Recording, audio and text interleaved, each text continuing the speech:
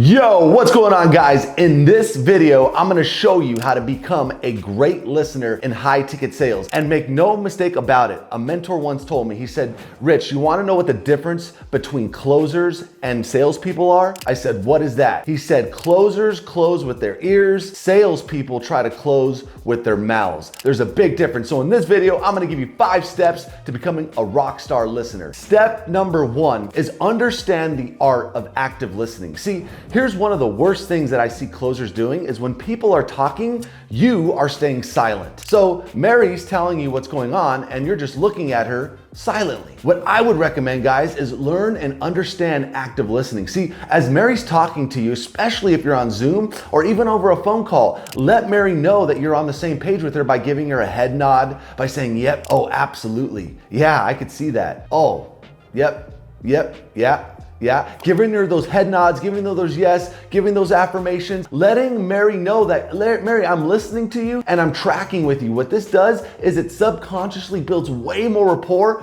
over the phone. Step number 2, guys, is stay away from giving your own statements. What you wanna do is either ask a question or you're gonna restate what they said. So let me show you exactly how this works. See, if Mary's telling you like, hey, you know what, I've tried courses in the past, nothing's worked for me, and honestly, I'm just trying to find out like what the best fit for me going forward is going to be. See, the last thing you want to do as a closer is give her a statement now, like, oh yeah, you know what, Mary, I agree with you. I talk to so many people and they always tell me that the courses out there are no good and they never get results. Now, what you're doing as a closer is you're taking the focus off of Mary and you're placing it on yourself. Remember this, the customer doesn't care about you. The customer doesn't care what your wants or needs are or what your opinions are. The customer cares about themselves. So instead of giving statements, to be an effective listener, either restate what Mary said so that way she knows you're on the same page, or just ask another question to go a little bit deeper. That's gonna help you be an effective listener on the phone. Step number 3, guys, is try to stay away from scripted questions. See, this kills rapport over the phone.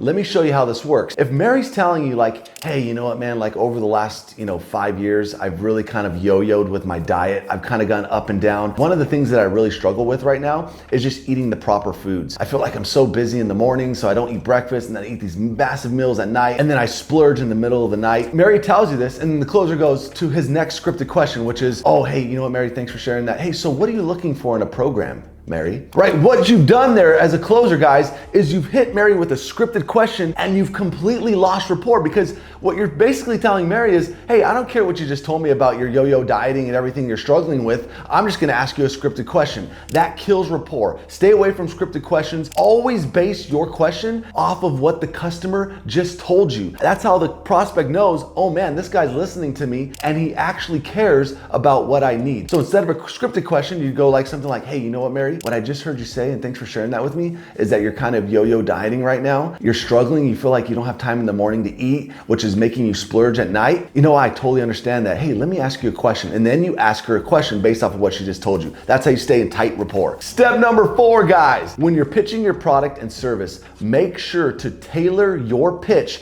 to what the customer and the prospect needs and feels like they need. So I see this a lot in high ticket sales. See, part of being a good listener is understanding why the prospect's on the call and what their specific needs are. If you give a generic pitch, well, guess what? You're gonna get generic answers and you're gonna get a generic response, which is, I need to think about it. I need to do more research. What you wanna do is you wanna pair what Mary says she needs to the pitch. Let me show you how this works. You're gonna be like, hey, you know what, Mary, earlier in the call, you said one thing that you really struggle with is accountability and staying motivated. So what we've done in our program is we actually give our students 2 types of accountability. We give them internal accountability and external accountability. Do you happen to know what the difference is, Mary? And she's gonna be like, no. And then you explain how those 2 accountabilities help Mary overcome that problem. See, now I've tailored the pitch to what Mary needs, and she's gonna be like, that's what I've been searching for. That's gonna make you more of an effective communicator, and it shows Mary that you're listening. Step number 5, guys, is give a 3-second pause before giving your own words. See, one thing that I see in this space far too often is the prospect's not done talking, but because you as the closer are nervous, you're trying to think of what to say next, you end up saying something or asking something or giving a statement when Mary wasn't finished talking. Always, guys, if you could remember this, after the prospect finishes talking, just give it 3 quick seconds. Just in your mind, go 1, 2, 3, and then you start talking to ensure that Mary is fully done explaining what she needs to explain. Nobody wants to feel like they're being cut off. Nobody wants to feel like they're being hurried. And that one trick right there will make you a much better communicator, and it'll show the prospect that you actually care